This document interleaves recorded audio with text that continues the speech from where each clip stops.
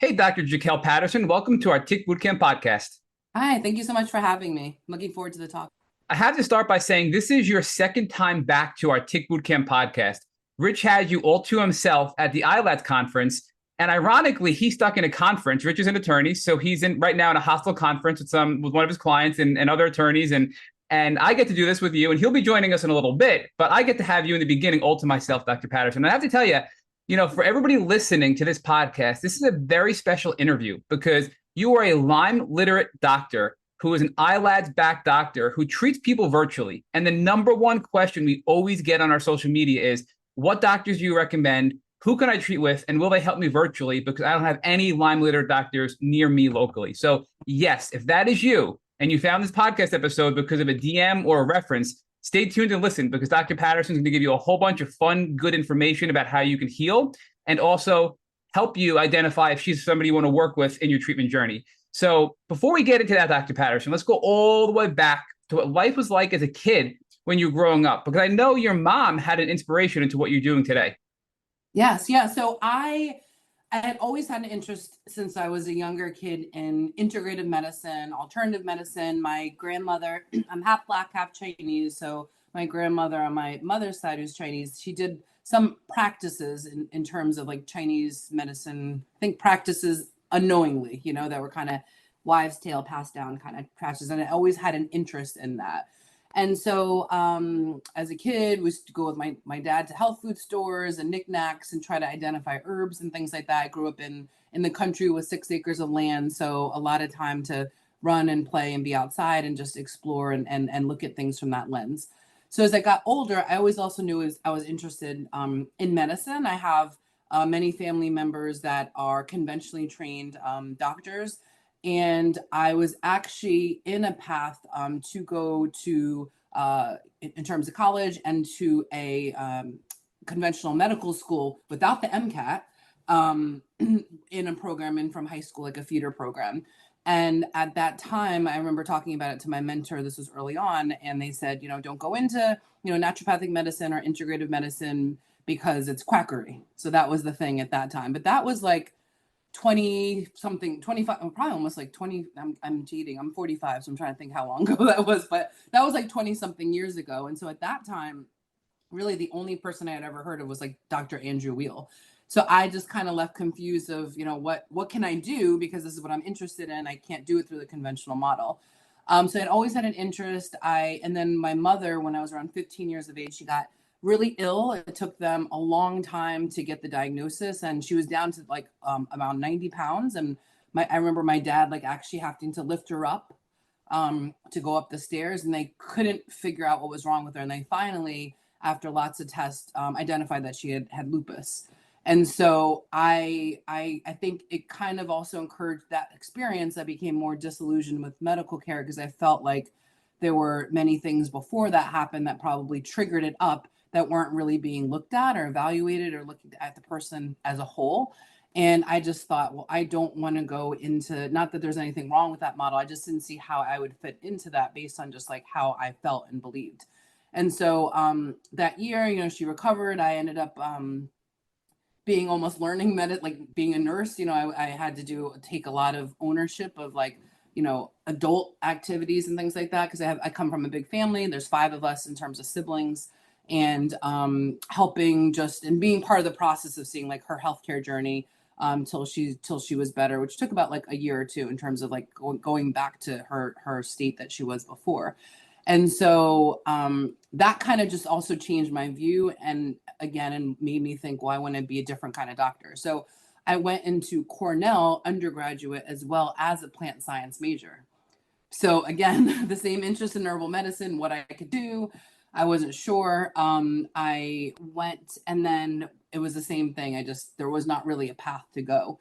And so I was told at the same time too, with my advisors, what is this? What do you want to do? And so I ended up changing my major as a result in college to economics, because I'm like, this is a safe, you can't really go wrong with economics or business. That's something that you could do safely.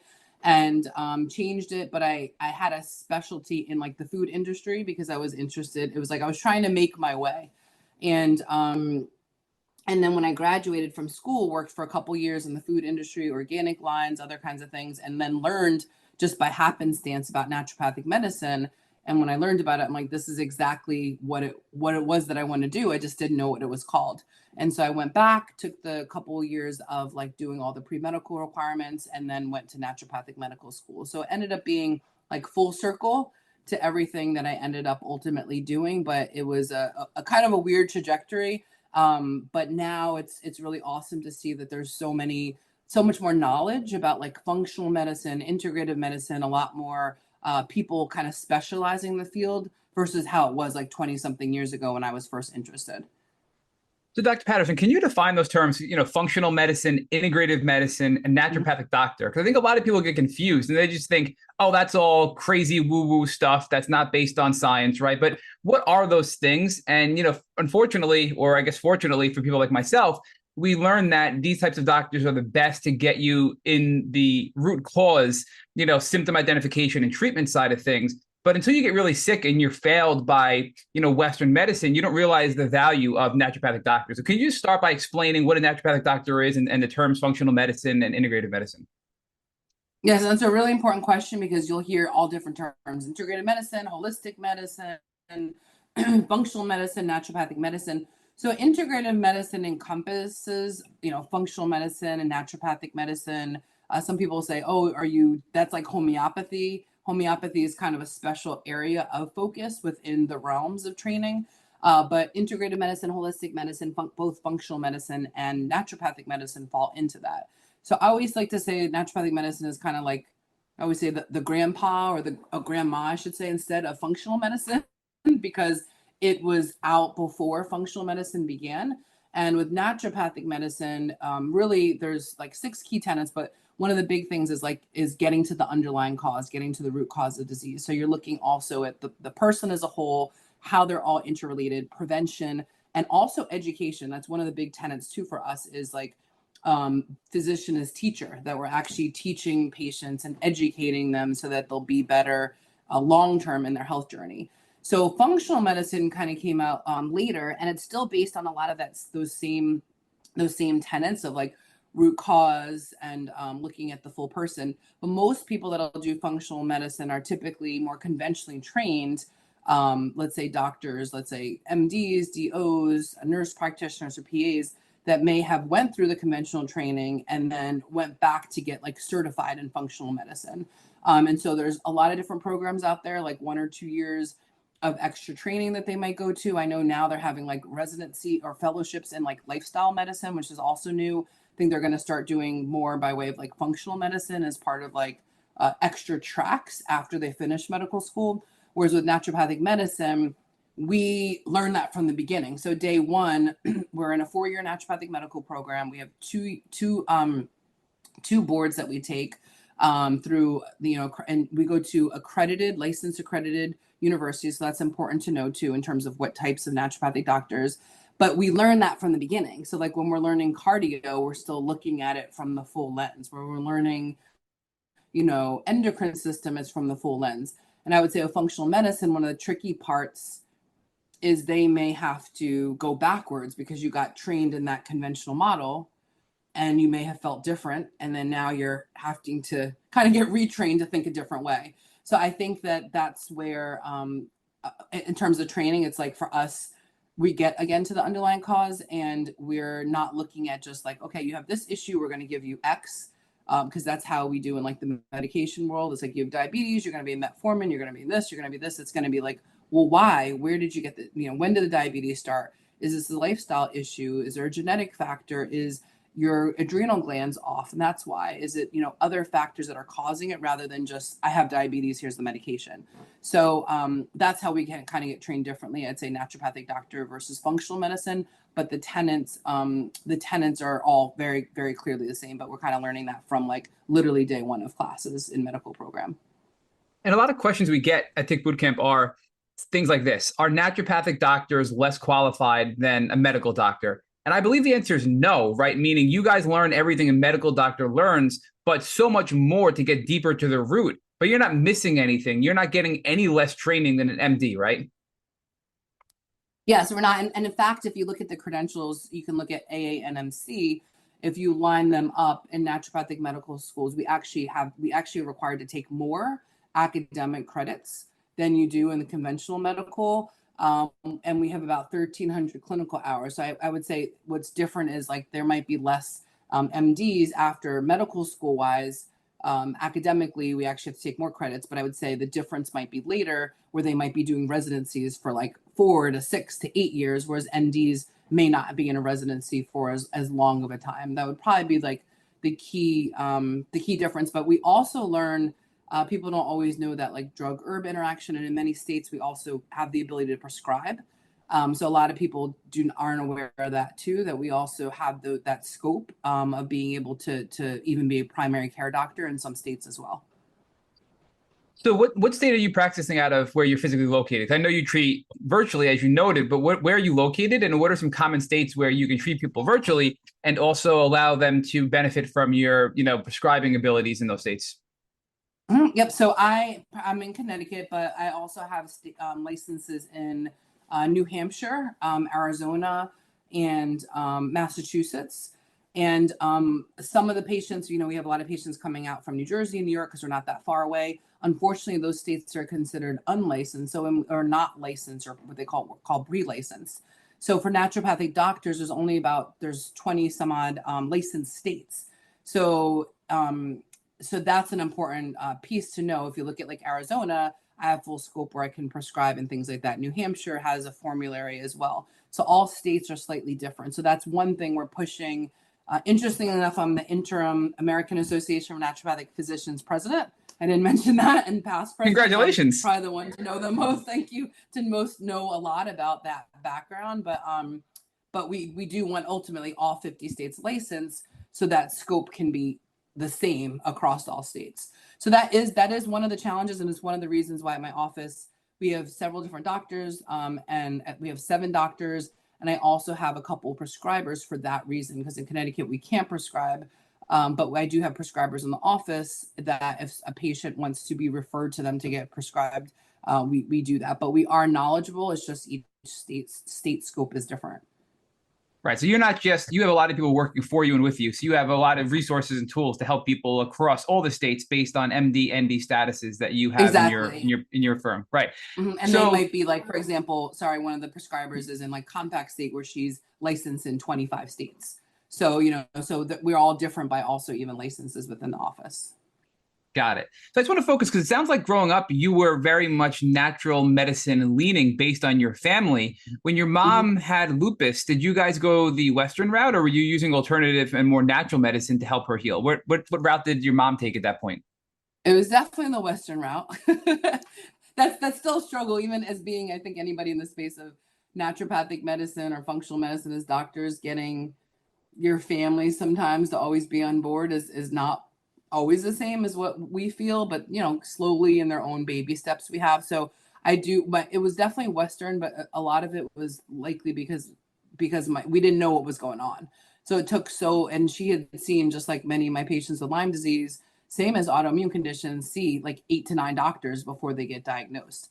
So it was a lot of like seeing of a lot of specialists before it finally got figured out of what she actually had. Now lupus is a lot more common, but then, less so. So she definitely went the conventional route. However, there are things by way of like lifestyle things that were looked at, and stress, and some kind of lifestyle and wellness pieces that were, looked at, reviewed. Herbal, but alternative medicine, integrative medicine, not so much. So let's talk about lupus and Lyme disease, because a lot of people end up getting diagnosed with lupus before Lyme or lupus after Lyme. And some people think that they're separate and not related. Others say that Lyme will cause lupus. Others say that Lyme can bring it out at an earlier stage. What are your views after, your vast experience treating Lyme patients and your personal experience with lupus regarding the connection between the two? No, that's actually a really great question, Matt, because I present a lot on this, and is one of the reasons I feel like I tie both autoimmune conditions and Lyme disease and tick-borne infections together, because they've always been kind of attracted to me. I also myself had Lyme disease and Babesia and Bartonella and a couple of my family members. But when you start looking into the research and data, individuals with autoimmune conditions will have one or two chronic and persistent infections that were unaddressed.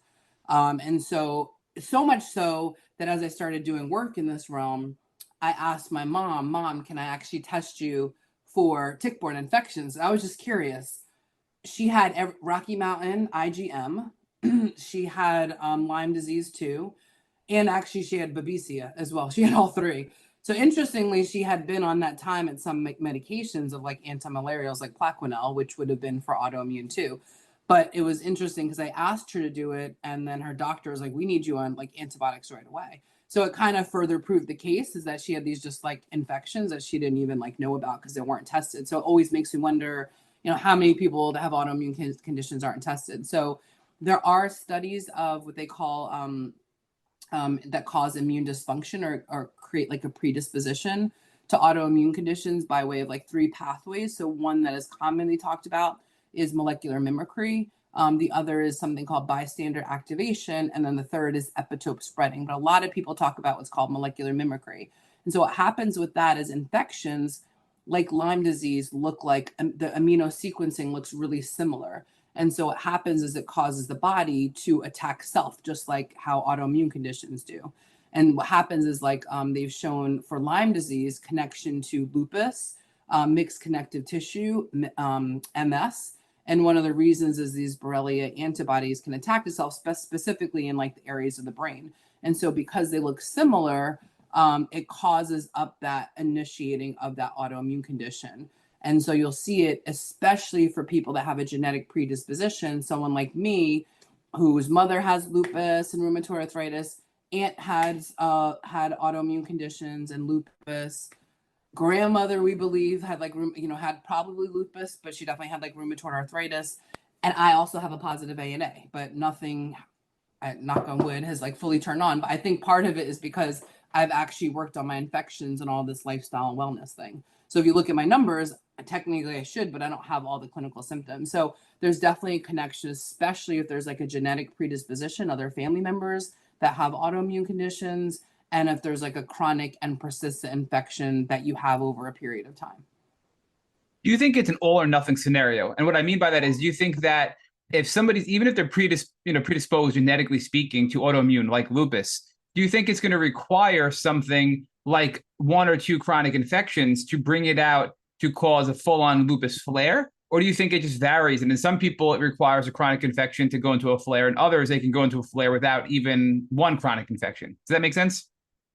Yeah, that makes sense. And it really varies, because if you look at autoimmune conditions, it's genetic, it's environmental factors. So for example, there's tons of studies on environmental medicine, like where they live, where someone lives, and the risk for autoimmune conditions, and then infection. So I'd say it's a handful of factors. You'll see some people, as you guys know, that the same household have Lyme disease, and one person's completely impacted and the other one's numbers are actually worse on paper, but they're totally fine and asymptomatic. And I'm always like, well, what's in naturopathic medicine? We would say their terrain. Like, what is their terrain? Some people have a better terrain than others and are more responsive. So I think it depends. But if you look at anything by any study, including, mental health, if you're looking at, cognitive issues, et cetera, and chronic diseases, the biggest issue is chronicity of anything, chronicity of inflammation, chronicity of infection, and how that has actually been treated. But there are a multitude of factors. And I always have to keep that on eye when we have patients that are like, well, is this because of Lyme or is this because of Bartonella? A lot of the symptoms definitely can relate, but sometimes they're completely separate things too, so we have to kind of piece that out too basically on how someone's presenting clinically and also by laboratory work. Got it. So let's just talk about your personal experience even more, because you said you kind of were working in the food industry. You realized what a naturopathic doctor was. You went back to school and you went full on to become an ND, and obviously you did, right? But when did tick-borne illness impact you personally, and how did you advance out of school into becoming a naturopathic doctor and then specializing in tick-borne illness? Yeah, so I learned about. It's funny. I knew about Lyme disease, but I feel like I learned about it mostly from my patients, to be honest. So I started struggling with a lot of symptoms my last year of school. I think a lot of doctors are like that are in this world. It's like you learn the most from the experiences, from patients and what they share. And so my last year of naturopathic school, I had gotten bit by, they thought it was a spider bite. And after that time, I had a lot of like fatigue, joint pain. One of my biggest symptoms was actually anxiety. I already have a history of anxiety, but it was different. And that's what you'll always hear um, patients say. They're like, this is different. This doesn't feel like me, or this doesn't feel controllable, or it's a different kind of feeling. And so what happened was I was getting like hot flashes, and I was only 28 at that time in school. So I would be like completely drenched on one side of my body. And of course, just like every other 20-year, 8-year-old or female, especially in conventional, going into the conventional model, you're just anxious, you're doing a lot with school, you're this. And so I, just like my patients, had went to many different doctors, including like 2 rheumatologists. And at that time, I did have, some positive markers, but it was just kind of like a wait and see. And I could fall asleep anywhere on a bench. I could just fall asleep. I was exhausted all the time, and the joint pain. I remember having some just kind of weird symptoms, but I remember the sweating and the anxiety being abnormal. I mean, so much to the point that as a 4th year student, we're supposed to wear like our white coats to differentiate us between the 3rd-year students. And if we were in the hallway and we weren't wearing it, we kind of, we got told, what do you do? You're supposed to put on your coat, or you were supposed to do that. And I would be so hot or sweating, I used to actually throw on my jacket really quick in the hallway so I wouldn't get in trouble, and then pull it off. And if I didn't, my jacket was literally drenched. Like, it was so bad on one side, it was just completely wet. So I'd actually go into the bathroom and put tissue paper like all in my body. That's how bad it was, like to prevent. And I didn't even realize until I got better that I was wearing like black and blue dark clothes for like 4 years. I didn't even realize, because I just started changing my attire because it was kind of embarrassing. So over time, I did a lot of personal like things, supporting my adrenal glands, a lot on like lifestyle, like meditation, like more spirituality stuff. And then I did do some general like immune stuff, which I learned later, like astragalus also helps with Lyme disease. But I was like, okay, let me do immune function stuff. Over time, I just, gradually got better. When I started seeing patients and, seeing Lyme disease, I'm like, wait a second, this sounds like all the stuff I had, Lyme disease, and learning about Babesia. And so I went and actually, because I didn't have Lyme disease checked at that time, and I tested, and everything was like through the roof positive. And even the Lyme was actually IgM positive. And so I was like, oh, okay, so this was what it probably was all that time, but nobody actually ever ran the appropriate blood work. And since then, I've gotten it like a few other times, and I also had it reactivated after I got COVID, where like everything turned to IgM. But it was really honestly from my patients' stories that it was like enough times. I'm like, wait a second, this sounds exactly, when you learn it in school, any medical school, it's just like, oh, someone has joint pain, bullseye rash, which we learn later, only like 40% or 50% of people have bullseye rash, all these classic things.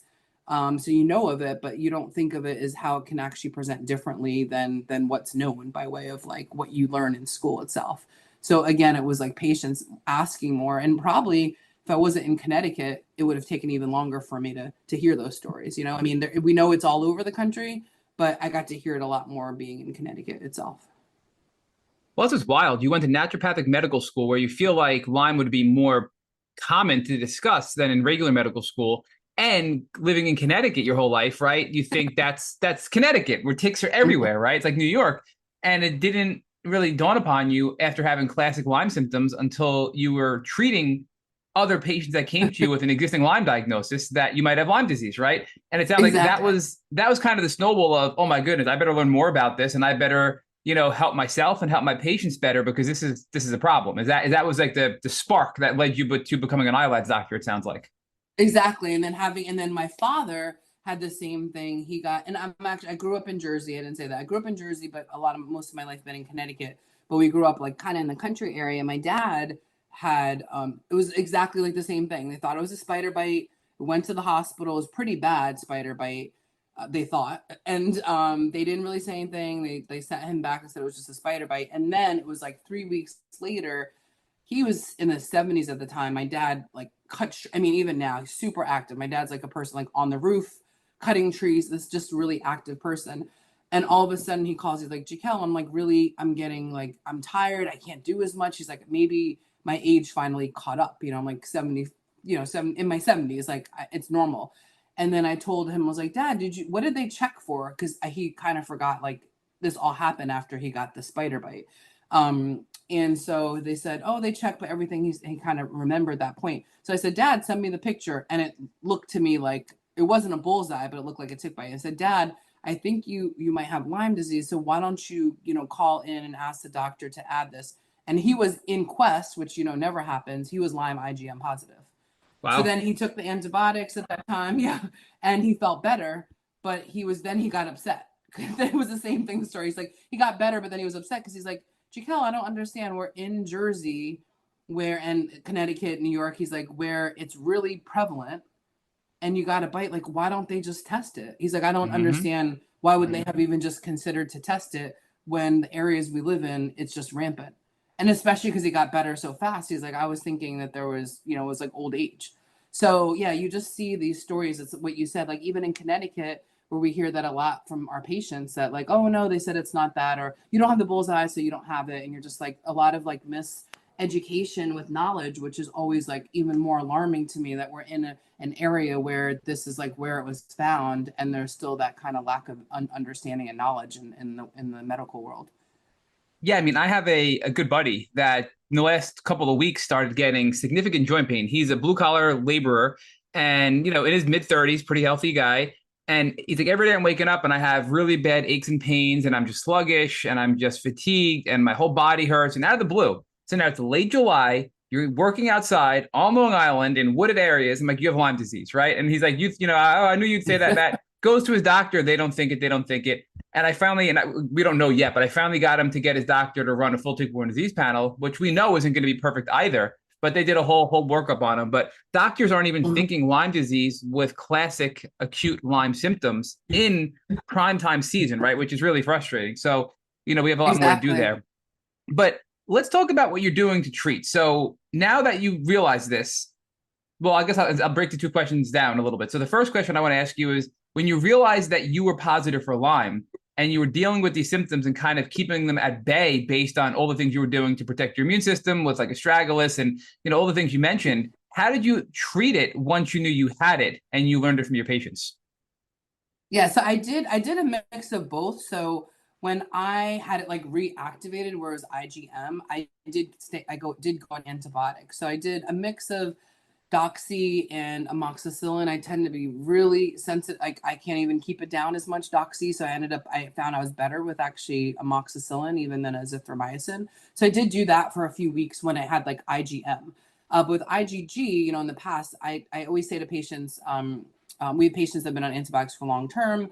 You tend to have to do it a little bit longer if it's been like a chronic infection versus, and this is where I really like herbs because I often have seen patients that have went that route where they've, been on many medications for a long period of time. And I find what I love about herbs and is what one of the first things I like to look at is that it can help. There's lots of studies on it having basically just as much benefit as when we're looking at some of the antibiotics. But not only that, a lot of the herbs have these other benefits of like immune modulation, which I find is like much more, sometimes more helpful for patients that have had chronic infections because having things like antibiotics are all great, but it's removing and there's not anything sometimes to like fortify and build. And so that's why I think you kind of have to have if you are doing that, you have to have a blend of both of like, what are you doing to support the gut health? What are you doing to support in the back end their immune system so that when you get off of the antibiotics, you're not just like a crash and burn, So I think this is where it's better to be like coupled because you want to make sure like all tanks, on full cylinders and you don't remove something. It's like when people remove steroids and then they just like crash, that there's something they're falling back on, that their immune system is stronger. And so I think that's really my go-to, especially when people are long term in terms of treat have had dealt with it for years. Um, when they've dealt with it for years, is that what's going to be great with herbs is going to help with immune function. We might do things for like biofilm, which we know with any of these infections, they produce a lot of like these colonies of bacteria that are cause it to make it so that even herbs. Oh, great. My dog's barking. No worries. Okay. No, So, you keep going. Yeah. Yeah. So before I'm going to want to, Dr. Patterson, come back and talk more about antibiotics versus herbs, what we at Tick Boot Camp have labeled the antibiotic roller coaster. I want to talk more about steroids. But before we do that, I've had something in the back of my mind for probably the last 10 minutes. You talked about earlier when it comes to autoimmune disease and seeing rheumatologists, because many Lyme patients start at a rheumatologist, not an infectious disease doctor, and their primary care doctors don't think about Lyme disease. But I really feel that rheumatologists should be thinking Lyme and tick-borne disease more. And frankly, I've been to plenty of rheumatologists before I was diagnosed. Not one of them thought tick-borne disease. So you talked about the genetics, the environment, and the chronicity of infections, maybe viral infections, maybe bacterial infections. So when I've been to rheumatologists, they just focus on talking to me, running some blood work, seeing what pops, and then trying various drugs, right? Why don't you believe more rheumatologists that look at what are some potential environmental factors, toxins, right? Heavy metals, maybe mold exposure, maybe whatever it might be, right? And also these chronic infections, because I don't believe my rheumatologists, all of them I've ever gone to, have ever tested me for viral or bacterial infections, which could be a great contributor to a flare of any immune problem that I could have through rheumatology. So I guess the question is, why do you think this is not more common in rheumatology? yeah, I think in general, it's like an issue in the healthcare system. I always call it like compartmentalized medicine, because outside of just rheumatology, you see it, if you go to an orthopedic, it's like, no, this person only does the fingers. And then this person does the wrist. And you're like, doesn't this impact this over here too? And so that's what often happens. I see if a patient goes to a rheumatologist and things come back negative, then it's like, and they mention, it's like, oh, you got to go see an infectious disease doctor. Yep. So I think it just ends up getting moved out. Like, this is not my wheelhouse anymore, not necessarily connecting that, like, how is this feeding into the autoimmune condition? It's, I'm just going to send them out to infectious disease doctor. And oftentimes infectious disease doctors are looking for like the big thing, like malaria and like, Yep. these big pieces. And they have also their own opinions, unfortunately, most of the time, that might not necessarily be believing in like chronic or persistent and chronic Lyme disease in terms of the infection itself. It's oftentimes like this acuity of infections. And I think what happens is it's like once it falls out of this little piece, it's pushed out. And I think as naturopathic doctors or functional medicine doctors, we're looking like, if I look at, I teach a lot on like hormones and tick-borne infections, and they're like, how that in conventional, you wouldn't have an OBGYN, for example, or a women's health provider talking about that related to tick-borne infections. But there are connections, like our hormones of immune receptors, they have protection for like anti-inflammatory benefits. And so what you'll see is like for someone with, let's say, going through menopause and having a tick-borne illness, their symptoms may wax and wane or be worse because now all those protective effects are gone. Or a woman who's estrogen dominant, they may present differently. So my point is saying all that as an example is like, we're looking at that piece, and that's just not the training in conventional. It's like, okay, you have autoimmune conditions. Which autoimmune condition do you have? Which organ system does it affect? For some like lupus, it's systemic. And then what are the related medications? Not necessarily like, is the autoimmune condition affecting my hormones? What was this inflammation from? Was there an infection that caused inflammation that made these symptoms get worse? I mean, I've had so many patients that have had like diagnosis of rheumatoid arthritis that or even any Hashimoto's, lupus, once we treat the infection, the RA, like the blood work, rheumatoid factor will clear, like where it's not even showing anymore. And so some of them, especially with rheumatoid arthritis, I'm like, did they really have it, or did they have Lyme disease? Because I've been able to have them clear where it's not even positive, plus they don't have symptoms, and it's been years. So it's really unfortunate because the education needs to be there. But I just think we have like this just model in healthcare of just compartmentalized medicine that it's just like, this is my focus, and anything out I'm going to send out. But the unfortunate thing is that this is one of the reasons why people see 8 doctors before they finally figure out. And with Lyme disease, it might be like 20 doctors before they find out. Which is why functional medicine and naturopathic doctors like yourself, Dr. Patterson, are the way to go, because you're looking at the whole picture and the whole body, not just oh, you tested positive for this, and I'm going to give you this, and not think about, oh, you're having heart issues and heart palpitations. Well, it could be from Lyme disease, but I'm not going to think about that because that's not my specialty. I'm not an infectious disease doctor, right? And everything is connected. And that's the Mhm. flaw, I think, in Western medicine. So let's circle Especially in back. 15 minutes too, Matt. That's the other thing. You have 15 Yes. minutes. You got, so I think that's the Well, other thing we forget is like I always respect, everybody does across all care, but part of it is like, I have friends across all sides, like integrative, functional medicine. I have friends that are conventionally trained. Nobody who wants to see a patient in 10 minutes or have three patients booked at the same time, 15 minutes. Nobody wants that in healthcare. Anybody, any doctor, like we got into it for the right reasons. And it's like when you have 10 or 15 minutes, all you can do is focus on the huge major things and everything else you're going to send out because you just literally don't have the time to do it too. So I think that's another yeah, piece we like kind of forget is there's just like they don't even literally have the time to do that full workup or they would be an hour, which they already are, even more late for patients. So for sure. And I will say there are some doctors that will do that. I mean, it took me quite a while to build my team of doctors. I mean, I first got sick in 2014. And I mean, I went through so many doctors, but it is possible, right? So I have, local doctors, primary care doctors, neurologists that I saw before I got sick that will sit with you for quite a while, but it's very, very, very rare. And I will say for people listening that some of these research facilities, like I live near Stony Brook University, and the Stony Brook Infectious Disease Research Area has a clinic. And I went to that doctor when I first got diagnosed with Lyme disease. He's the Dr. Marcos, who's like the lead tick-borne disease guy in Stony Brook. And he sat with me for like 2 hours and really oh, tried his wow. best, but he was very much focused on infectious disease. And I didn't know back then, but really it's deeper than that, right? It's so much more. My body was just completely obliterated from so many other things. So I would say he was the best doctor I saw on the Western side, but it still wasn't enough to move the needle to get me where I needed to be, right? So, and I really think that's a matter of some doctors are burnt out, which is a whole nother thing, right? Some doctors care more than others, and that's just very unfortunate. But let's geek out a little bit because you talked about you're using antibiotics and herbs in your practice.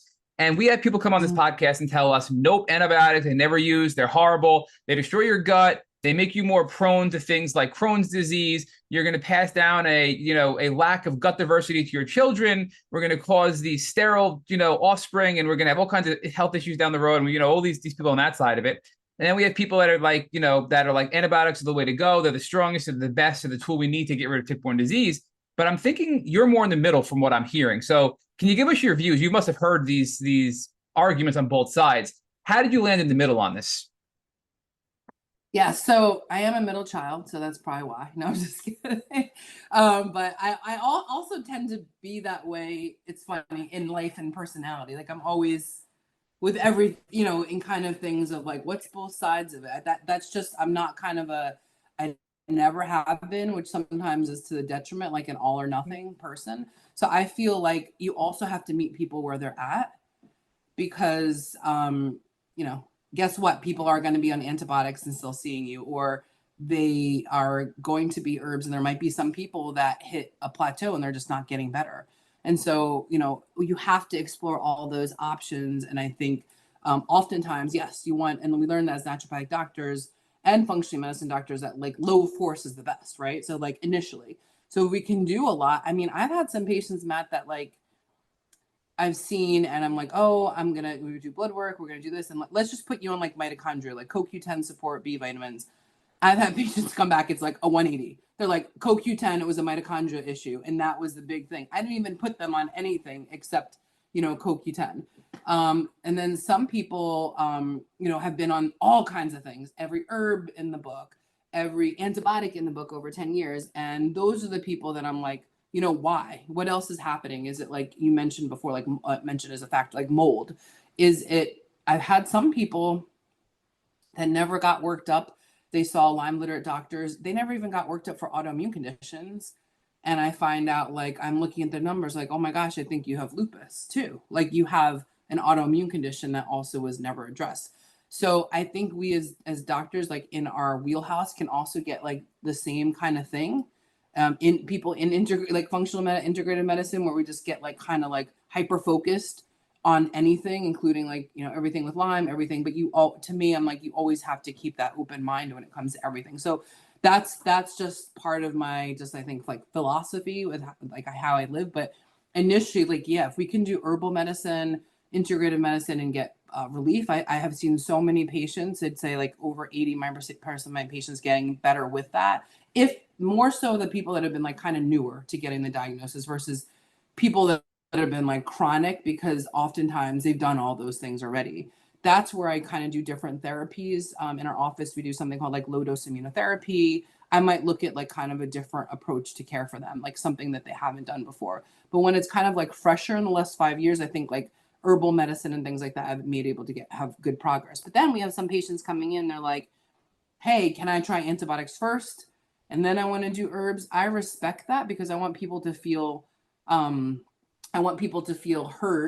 and I want people to feel, I think, ownership of the treatment plan and feeling confidence in that is just as equally important. I think sometimes when I see patients, and a lot of patients that see doctors that focus on Lyme, it's oftentimes the first time they feel heard and listened to. And I feel like that's just as part in the healing process. Like how much I always say, does that play a role from first to third visit of now feeling like finally I have someone I trust that's going to look at everything and I can relax. You know, like my burden can be down because I have someone that I'm working with who trust. And I also do the same with that patient. It's like they're really feeling certain about something.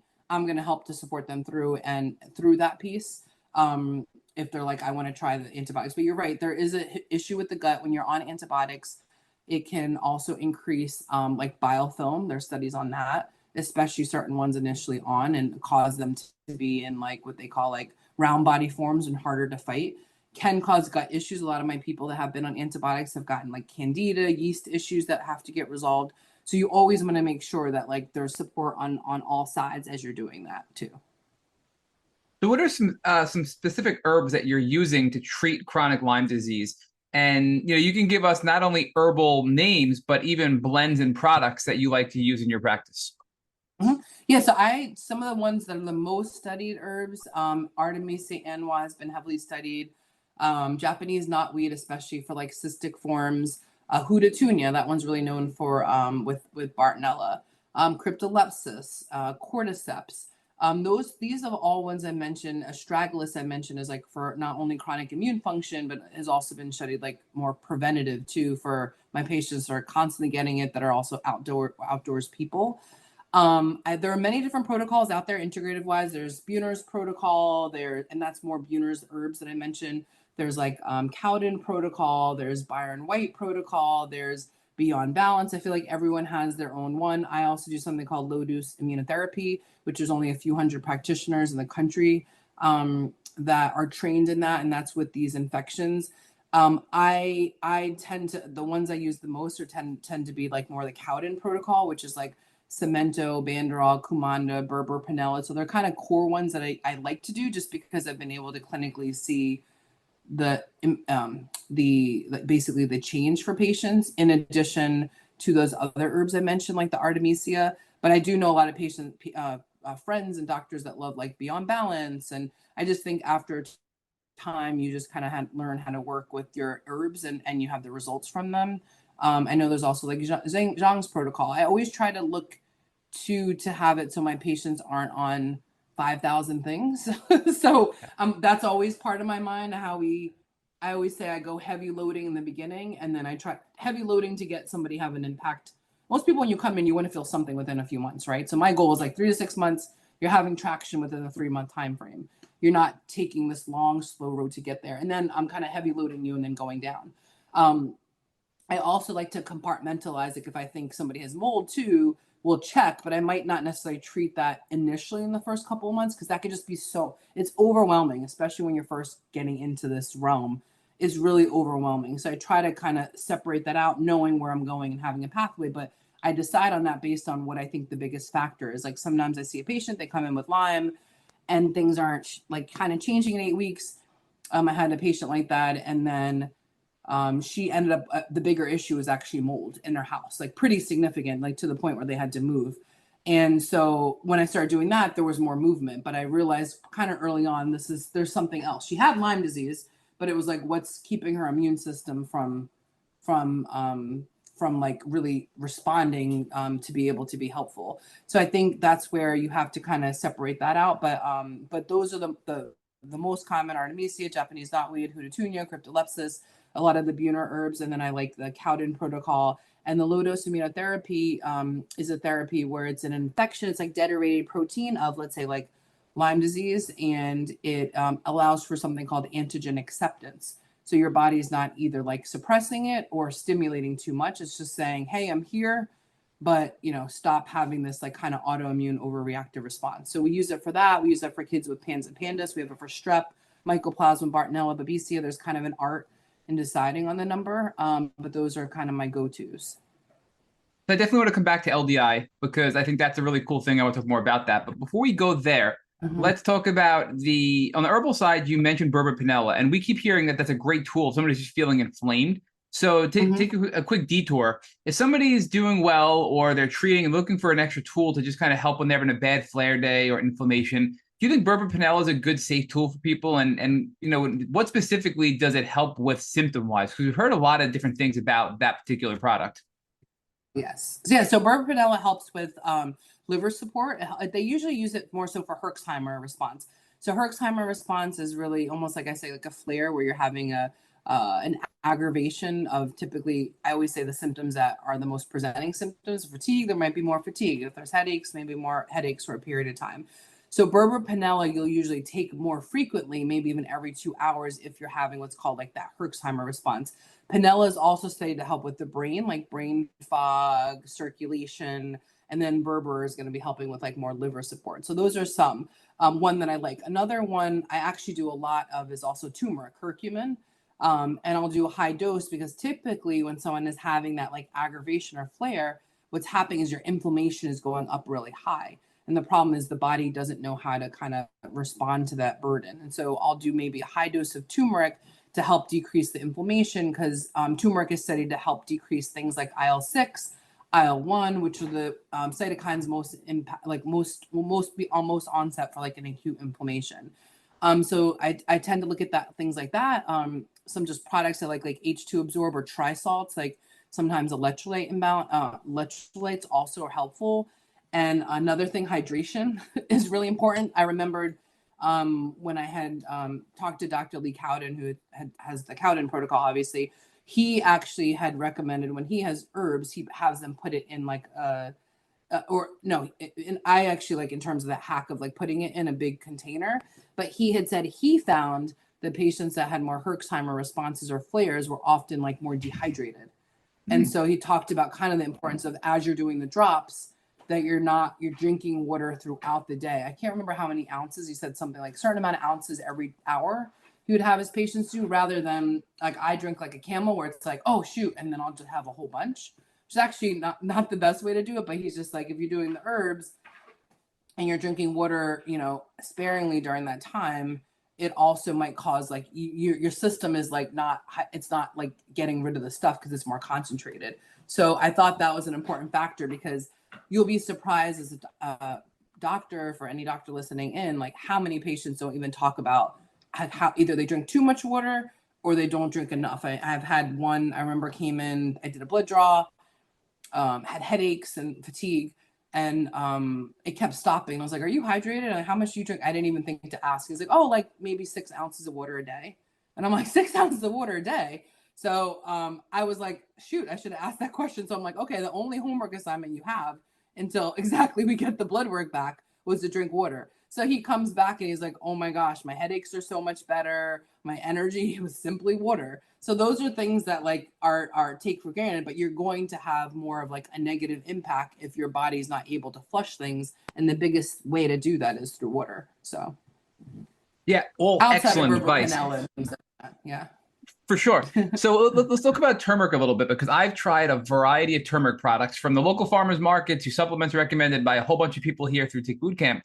The one I like the most is Turmero, and I think it was Dr. Turnpaw, Chris Turnpaw, who recommended that one to me. And I'm pretty sure I get it through him, actually. It's a big glass jar, and it's a liquid, and you literally just like swallow a liquid. It tastes like orange, but it is super, super helpful for inflammation. In fact, I give it to my father.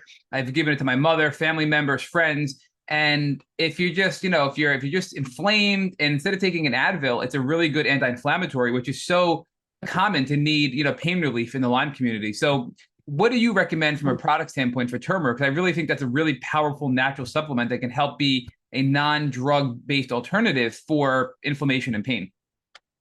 Yes.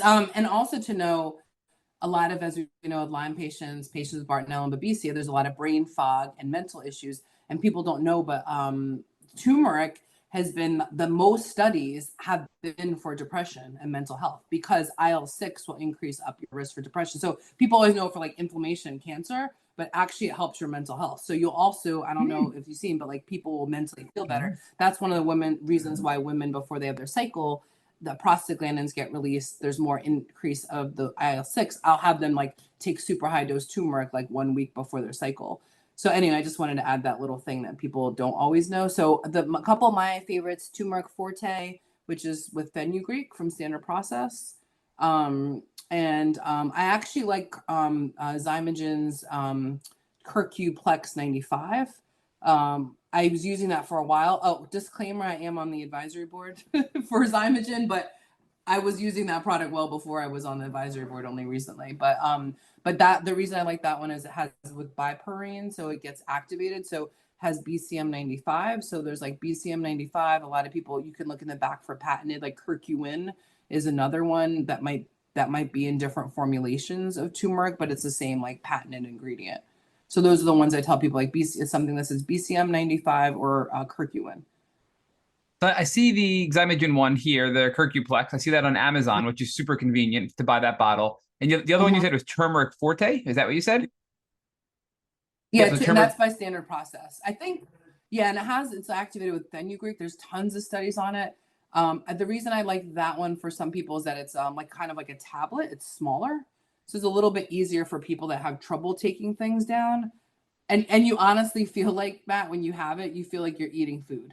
So Oh, you feel like wow. you can actually, when you have it, you taste it. You know what I mean? Versus like the cap. So it feels a little bit more medicinal in that. But I Yep. like that for people, like especially like if we have kids, it's harder for them to get down. Like the big size for capsules, it's a little bit smaller, but you have to take like 3 of them, but they're littler. Got it. Is that the turmeric forte? I'm just looking here and it's coming up MediHerb. Is that the same one or is that Yeah, something different? Oh, I'm sorry. Yep, that they own that's under the same company. Yeah, Got it. MediHerb. Yes. So MediHerb, turmeric forte, and then we got the Zymogen Curcuplex 95. I'm going to put the links in the show notes for anybody listening because I know that's going to be a common question for us. So that's great. Thank you.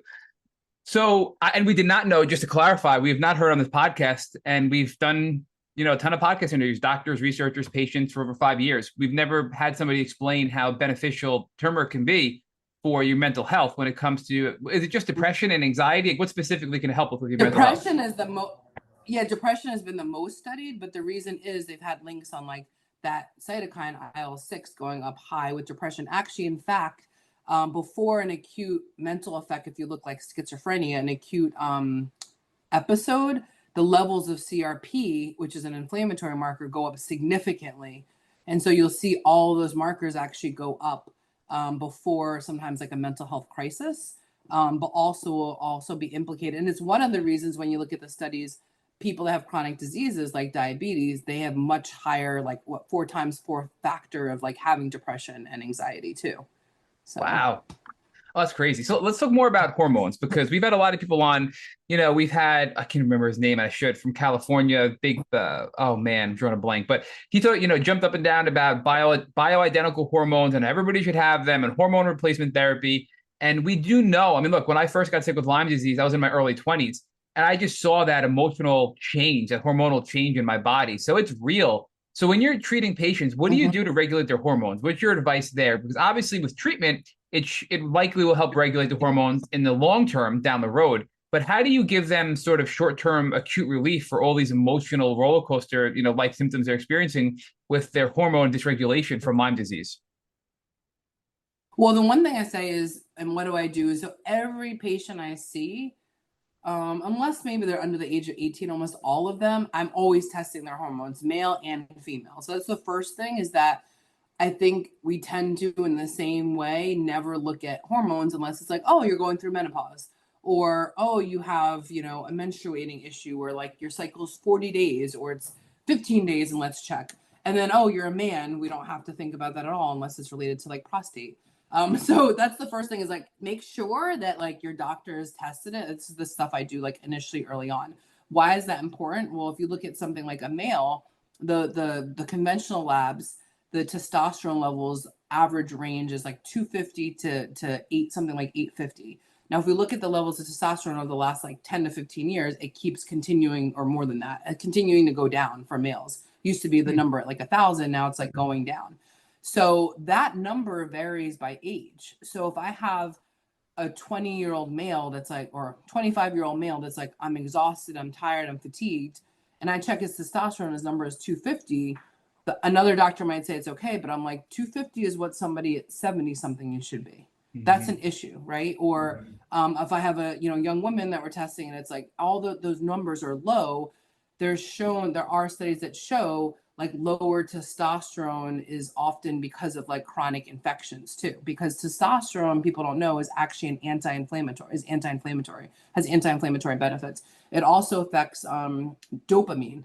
Dopamine is your mood. It's one of the has a receptor for like, which is like you feel good. So if a person, especially a male, is like, yeah, I don't feel like I have like physical stamina, brain fog, I'm like kind of low mood, energy stuff. I'm always looking at that because they'll say it's okay. They're at 300, and for a male, if I get them up to like 600, they're gonna fight the infection a lot better. They're gonna mentally feel a lot better. They're gonna feel stronger. All these other benefits. So you want to make sure, like, regardless of, like I said, like gender, age, and things like that, that is factored in because estrogen, for example, is anti-inflammatory. No, it helps with the immune system. Too much could be an issue. Progesterone, those anti-inflammatory. Someone's going through menopause, progesterone goes down and the testosterone. Everything's dropping down. So all those things that were like estrogen lubricating your joints, helping with, they all become more like apparent, right? And so, or a woman that cycle is off, it's going to cause an issue with that. So I'm definitely supportive of sometimes like they'll do creams like testosterone cream. Sometimes men, if it's low, men might need to do pellets or shots weekly because they need to be usually higher, whereas a woman might do like testosterone cream. Bioidentical hormone replacement therapy is great, especially in the studies have shown like the first 5 to 7 years of going through the transition. But note that like women that are going through menopause, symptoms can show 5 to 10 years earlier than them actually getting menopause. So you could start having these slight symptoms, and sometimes hormone replacement therapy, especially bioidentical, because it's most similar to the body, might help with that transition. With us, we have that option with the prescribers, but other things I want to really look at is, I always say it's a trifecta of the adrenal glands, the hormones, and the thyroid. And what you'll see is all those kind of can take a hit. Like, for example, after a woman has a baby. And so like your hormones drop, and then guess what? All of a sudden someone gets hypothyroid or they get Hashimoto's. And so like what happens is they kind of all help to balance each other out. I would say it's like a stool. And so one blocks out, like the thyroid then takes a hit to go help itself. If your cortisol is really high, your thyroid hormone will get downregulated, meaning like you become more hypothyroid, like with symptoms.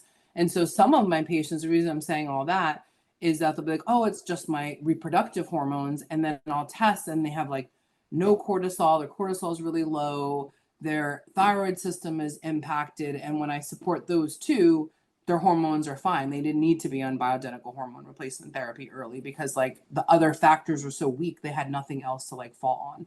So some people have been able to see like where they were able to assist through it, through that process or make it effective. Another telltale sign is if you're a person that has a thyroid condition and you have to keep increasing your thyroid medication all the time. That's a sign, or even psych meds, it has to keep changing. That's a sign of like inflammation and possibly infections, because you need to keep going up higher with your medication. Just that should be a red flag if things have been stable, that like something else is also going on. So we look at that. But yeah, some people have been able to not have to do bioidentical hormone replacement therapies. I think the school of thought has been a lot different in the last, especially like the last few years, but in the last 5 years, where I think there was this theory for women, like just push it through, in healthcare, like we don't talk about, same as back in the day, what people didn't talk about diabetes is a little bit of sugar, or, I think now the conversation is becoming more open of like, I don't need to deal with this. Like, why do I have to deal with this for 5 or 7 years? Or 10 years or however long it takes. Like, why do I need to tough it out? I have a lot of other things I'm doing in my life. So I think also the world has kind of changed around, like, we want to be healthy, active, people, as long as we can. So why would we not do these things that are going to actually be helpful, versus before it was just like deal with it kind of thing. But when we have these other ways to help. Why wouldn't we also use that? Yeah, on a similar note, let's talk about, and this is not just in the chronic Lyme community, but I think in the world, frankly, but we hear it all the time on this podcast. Young women come on with serious, severe chronic Lyme disease infections, and they're talking about they have severe endometriosis and they have massive, massive problems with their cycle and inflammation and pain, and they're crippled for weeks.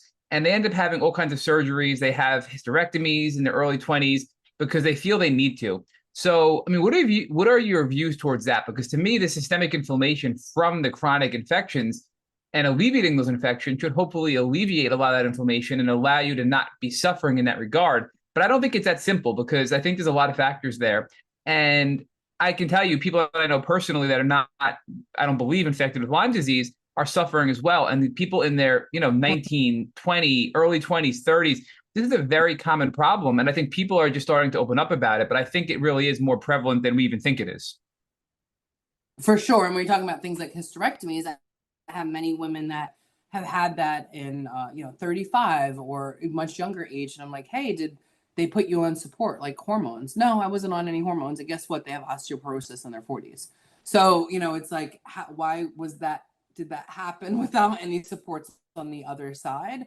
And I think that's why I said, like, this conversation, I'm glad that there's just way more discussion about like hormone replacement therapy, including men coming in being like, hey, how do I find out about testosterone? Because I think these pieces were kind of just like ignored, or like what you mentioned, endometriosis. The reason I came out with a book called Women in Lyme, and the reason I did that, because I wanted to talk about all those three systems I talked about, like, hormone, reproductive hormones, endocrine, and thyroid. And why? Because even in our world of Lyme disease, people that are Lyme literate doctors, hormones weren't really being part of the factor too. And what I'd see was I'd have a patient that maybe, that I kept seeing, like, why is it that they're doing well? And then like 1 week a month, that's what would happen. They'd be like, oh, I feel really bad, but I'm not really sure why. And not connecting like, oh, there's a hormonal component to it. It's like this kind of, again, separation of our body and systems.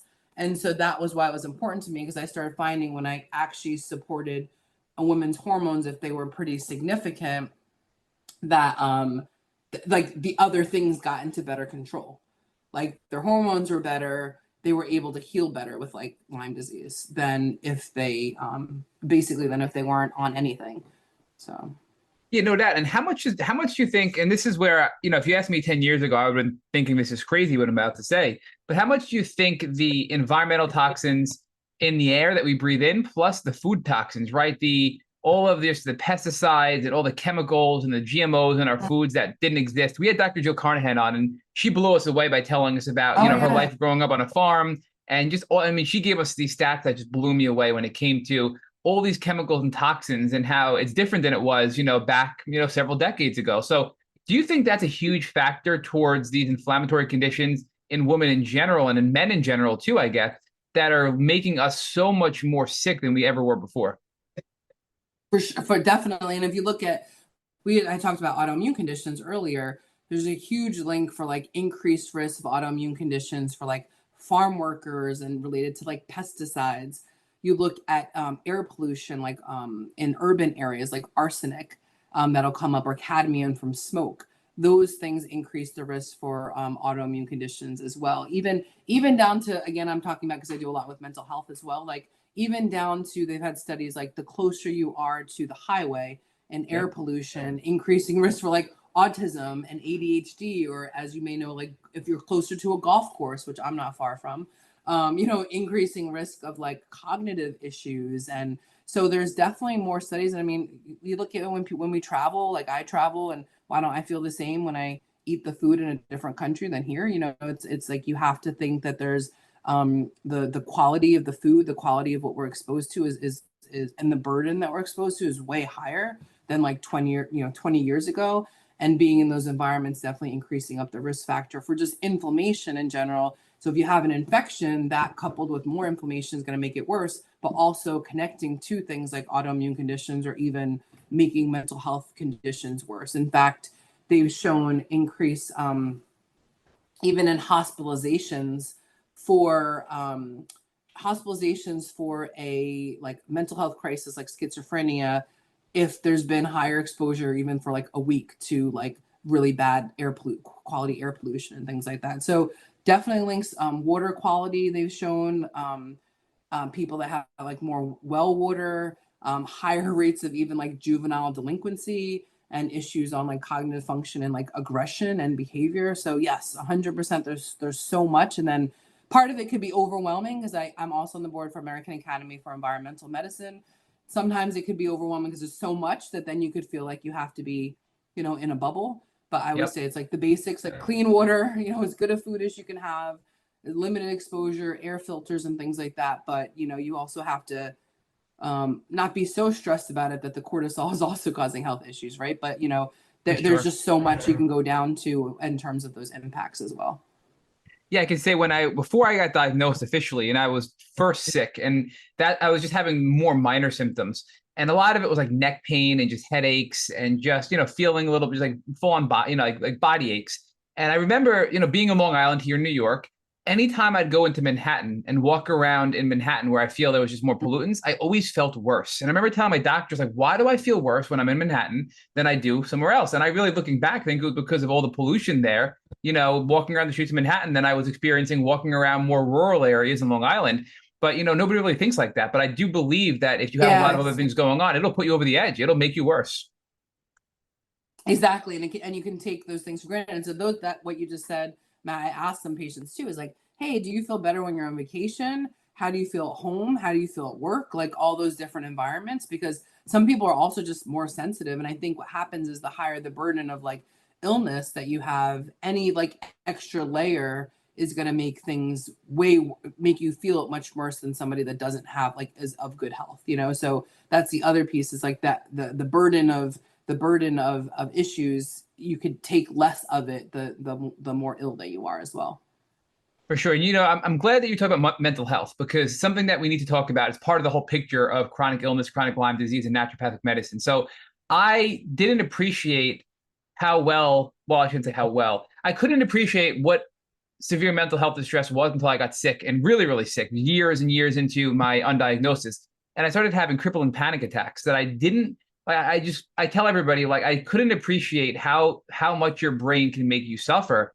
And it was debilitating. But it came on again in my Mm-hmm. early 20s, and I never experienced one in my life. So other people have said they had mental health issues and panic attacks, and it got exacerbated via, Lyme disease or whatever. But what is the correlation between a chronic Lyme infection and these severe mental health issues? Whether for me it was like panic attacks, others get great depression, others get, maybe, even Lyme rage, right? All these different things that can impact the brain. Yeah. So what happens with infections, again, it's like the chronicity of it, or acute, like someone has a huge acute event, like we saw with like COVID. If it'd be significant, because we saw the rates of mental health went up significantly after that. So it's like if it's a very strong event or it's chronic. And so with like a person that has persistent Lyme disease is very much like any other chronic disease condition, like diabetes. And so what happens physiologically is you have like your blood-brain barrier, which really for the most part keeps everything out, like 98%. But when there's a continued infection, this blood-brain barrier gets weakened. So you have these solutes and things that can start passing through. When that blood-brain barrier gets impacted, it's typically from kind of like inflammation, infection, some of those pro-inflammatory cytokines I mentioned. But interestingly, typically can affect areas of the brain that are connected to areas that are impacted with anxiety and depression. So, for example, the prefrontal cortex, which is connected to decision making, right? And so that's why you'll see someone that has a lot of depression, they can't make basic decisions, right? Or they can't remember things. Hippocampus area of the brain gets impacted, which is for memory. And so these areas of the brain that are connected with anxiety and depression get impacted with this inflammation that can then that can cause these symptoms. And really the issue is because like the permeability, the barrier that was there gets weakened from just chronic persistent infection over time.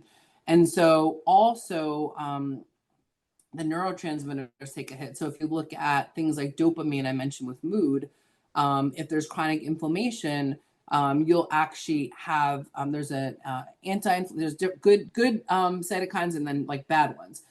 But although I always like not to say bad, because you do need inflammation to some point, right, to help heal for if there's something that actually happens. But like there's an anti-inflammatory cytokine for something, for example, called IL-10. And what you'll see is when someone is acutely inflamed, IL-10 will go down. So what does IL-10 do? IL-10 actually helps with dopamine.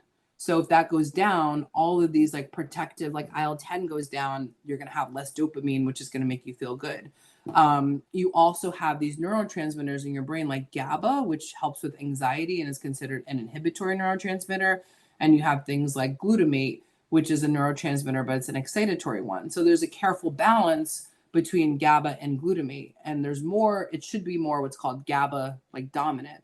When someone has chronic inflammation from an infection, it actually reverses. So what they'll say is the ratio changes of GABA to glutamate. So now you went to more of the like inflammatory part versus like protective. So you'll see these things, these neurotransmitters that are protective, like GABA, dopamine, they all change and adjust from chronic infection, specifically things like Lyme disease and inflammation. And the areas of the brain that are impacted are the same areas of the brain that are connected with mental health conditions. The three most known ones is anxiety, depression, and schizophrenia. So as you treat the infections and as you get deeper in the healing process, is it your experience as a ILADS doctor that these things will reverse and that inflammation in the brain will subside and the anxiety will subside? Yes, I mean, I see it time and time again. I'm an example of that. So if you're having this chronic damage to the brain, when that inflammation goes down, now it can actually heal. That ratio I mentioned of GABA glutamate can change. The dopamine can kick in, things that are actually protective for their brain. But I always think it's still good to be on some continued neuro like protection for the brain, things like phosphatidylcholine, phosphatidylserine, especially if there's been chronic inflammation to the brain, turmeric, which I mentioned. And we might need some other neurotransmitter support with things like L-theanine, et cetera, depending on if someone is also on like a psychiatric medication. So I've been able to get, as we've worked on that, a lot of patients like down from their psychiatric medications or completely overall taken off of it. One of the other key things is some of my patients with Lyme will say, kind of like what you talked about, like about with the mental health, or they may have never had anxiety before. And guess what? They started all the psych meds and nothing is working. Like they've done Prozac, they've done Lexapro, and all it does, they keep doing is increasing up the dosage and they don't feel better. And then often like those are the easiest people to take it off right away because over time, pretty fast because of the fact that like it was kind of never their real initial issue. And then some people might need to, there's nothing necessarily like wrong with it, but we want to just, obviously, again, as I mentioned, like minimum medications, minimum force necessary is going to be the most important thing. But I definitely have seen that reversal as inflammation has went down of mental health conditions or mental health stability, that it's more stable and even. And as we talked about with inflammation going up with mental health conditions, that's the same as if you look at treatment resistant depression or treatment resistant, like people that are no medications are working. I always tell people make sure to look at inflammation as a rule, because if someone needs to keep going up and up and up on their psychiatric medications, you'll also see that the inflammatory markers are also higher. So if the inflammation is not being addressed and taken care of, you're just going to keep having to take more medication than before. Yeah, I'm a huge fan of like adaptogen herbs. You mentioned L-theanine, right? So I take I started many, many years ago. I tried Dr. Roll's HPA balance. And then, we had various herbalists on from the UK, from, oh my goodness, I can't remember. Oh, thank goodness it's right next to me. Napier's, Napiers from their clinic. And I mean, I buy their powdered ashwagandha, their tinctures, their passion flower tincture. And I'll tell you, I don't care if you're sick, if you're not sick, everybody's got stress in their life. And when I take these things, Dr. Patterson, Exactly. it helps reduce my stress and it helps me respond to life stressors. So, I think these are tools to help us just respond to stress better, which innately helps us be healthier and have a stronger immune response so we don't become more vulnerable to, infections and illness, because stress in this world today is very, very difficult to avoid. So I'm a big believer in all these tools, even after a successful Lyme treatment, to have in your toolbox to be able to help you when things pop up and you're stressed, to not have that nervous system dysregulation and to kind of get, put onto a bad track towards unwell again. Exactly. And then I love things like ashwagandha, because something like ashwagandha, which is an adaptogen, also helps increase up testosterone. So I like things that we can couple, like, oh, this can help with this and help with testosterone as well. Or things like rhodiola. Rhodiola helps as an adaptogen, physical stamina, but it also helps with norepinephrine, epinephrine, and it decreases inflammatory markers and has been heavily studied for like ADHD. So like someone that has those things, I might do different ones. L-theanine, I love like acutely. It's the one I always do when I fly, because even though I fly a lot, I hate flying. So I might do like a high dose of L-theanine acutely. So some of those like amino acids, like 5-HTP, like all those things I Yep. look at too. But I love adaptogens for that, because a lot of times they could be for varied issues that people are coming for as well. No doubt. So I want to make sure we get to talk about LDI, right? Low dose immunotherapy, because it is something we've heard on this podcast, but you already said some things that were new to us. So can you just kind of reintroduce how low dose immunotherapy is a tool in helping chronic Lyme patients, and how specifically you're using it at your practice, but not just for Lyme, but for other things, it sounds like as well, like PANS and PANDAS, which often comes hand in hand with Lyme in children, or tick-borne disease in children. So it's not just Lyme, but it's PANS, PANDAS, even you mentioned strep infections, all things that we see being co-problems in the Lyme world.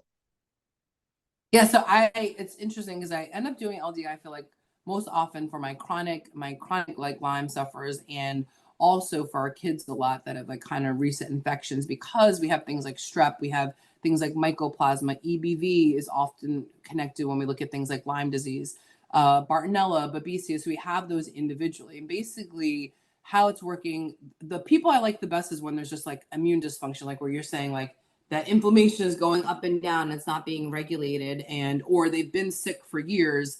And the reason I like it is that basically it's again that deuterated protein, and it allows the body to see it, be aware of it, but allows for what's called antigen acceptance. So the body is not having this overreactive, like this hyper response to that infection itself. Some patients then ask, oh, is it getting rid of it, or my number's the same? I don't see as much on that, as much as I see like their clinical symptoms will improve pretty significantly. I do see for strep and like ASO, anti-DNA, it's like some of those antibodies going down with like kids that have pandas. But I'll say with Lyme disease, I see kind of this is again my clinical anecdotal experience. Like I don't always see changes in labs, but I see like a huge change in like the the mental, or the stabilizing of the disease condition itself.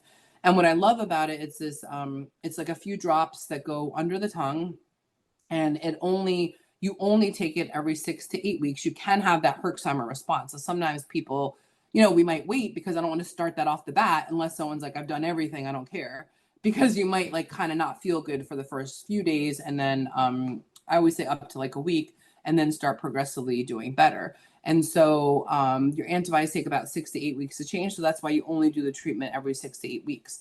But sometimes when you really get the right one, because there's a varied dose, it goes as low as like 4 to let's say 28. Some people go up higher in terms of the number. So the higher the number, actually, the lower the dose, the lower the number. So it's kind of opposite of how we think, the stronger the dose, because we always think higher is stronger. It's kind of the opposite by way of like the numbers. But when you get the right remedy, it's amazing, because like for pandas, I'll have it, I do it once, and the mom's like completely different person in a week. And then they'll say, oh, symptoms starting to come up around like 6 or 7, we dose it again. But the cool thing that I love about it is very little. Like I have some people just on that, so it's not much like cost wise, right? Because they're only like on 1 or 2 things. But the other thing is, over time, it should be that you don't have to take it every 6 to 8 weeks. Like you might get pushed back to 10 weeks, 12 weeks. And I have some patients, crazy as it is, they come like every year. They're like, it'll be like the change in season. They get aggravated again when the season changes, or, hey, something happened, I'm more stressed, I need to come in. I've seen that too, where I've had patients with Lyme disease where they were well, they had a significant life stressor, all their symptoms came back. We were able to fix it fast, because it was really just like an acute situation. So that's what I love about it too, is like over time, it could be one of those things that's really an as needed thing. But initially, it's about 6 to 8 weeks, and it's not something someone has to remember to keep taking every day. But basically, the biggest thing is helping with like immune, like almost homeostasis, I would say, of the immune system.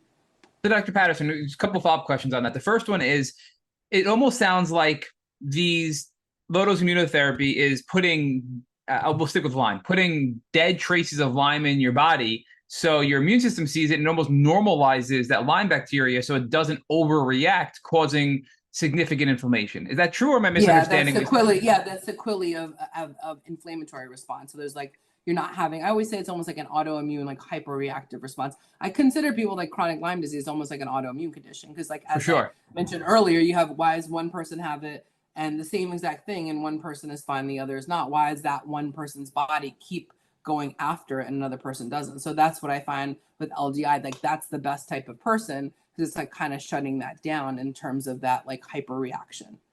Right. But so I guess my second question is, if it's not directly targeting and killing the Lyme bacteria that might be active, the real bacteria, why does it cause a Herx in some people if it's just reducing the immune response and not actually killing the bacteria?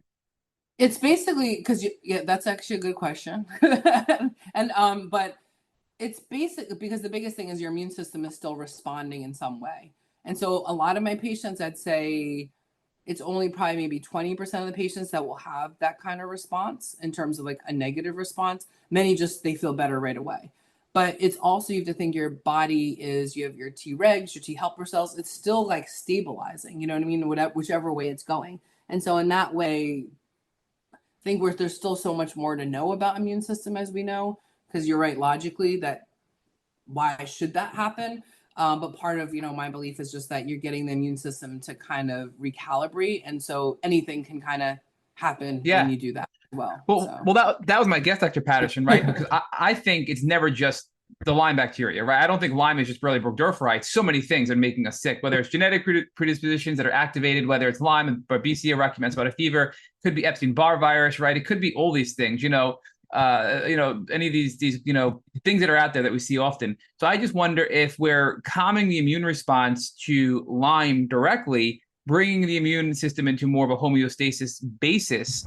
Is the immune system now seeing, oh, I got EBV over there. Oh, I got Bartonella over there. And let me go handle that. And now that's causing a Herx because we're killing off the things that were kind of hiding because we were so focused on the Lyme disease maybe, or whatever, right? Like it could be an indirect thing like that, which is so fascinating with the human body because there's so much of a indirect downstream effect to everything we do, and we're all different and we all have different pathogens in our body. So that was kind of where my head was at with that.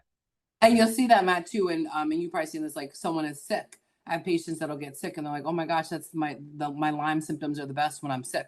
Yep. It's like, well, why does that happen? I'm like, because now you had a decoy. The body's like, okay, I'm going to go into the normal process of having the flu. And then it's like, I'm going to forget about those other things. And they're like, and then when I stop being sick, all my Lyme symptoms come back. And it's like, well, why does the body do it? Now it has like that decoy it didn't have before. But also to your point about like other infections, I've had patients that had Lyme disease for a long time.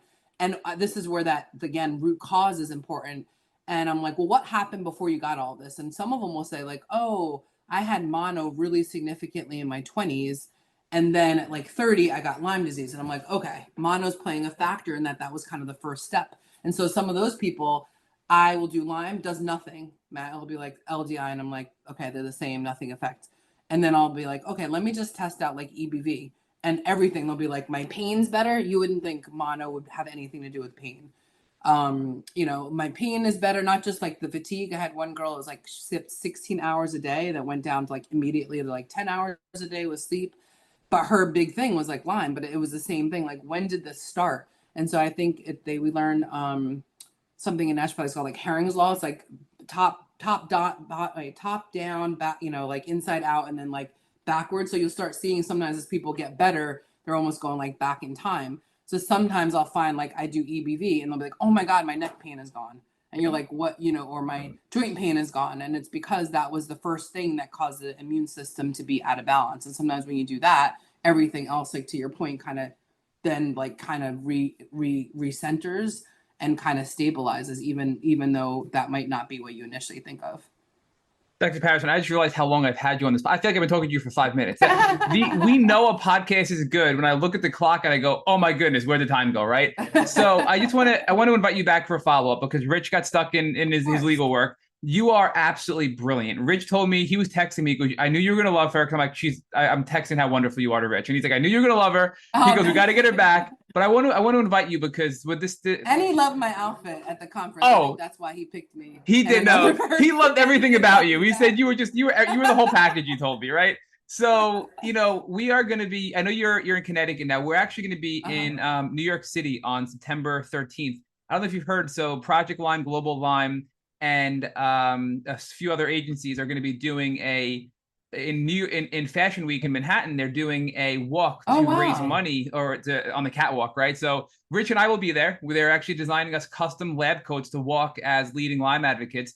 There are going to be Oh, some so other. you're going to be models too. We're going to be You're models. gonna be models too. Okay. There's going to be some other doctors and researchers, and I mean celebrities. You're going to have a lot of people there. So if you want to come and meet us in person, we would love to have you come to Fashion Week. It's actually projectlabcoat.com. I'm going to put the link in the show notes of this podcast episode. But I'd love to meet you in person because Rich already has. So we would love to see you there. And if you're ever doing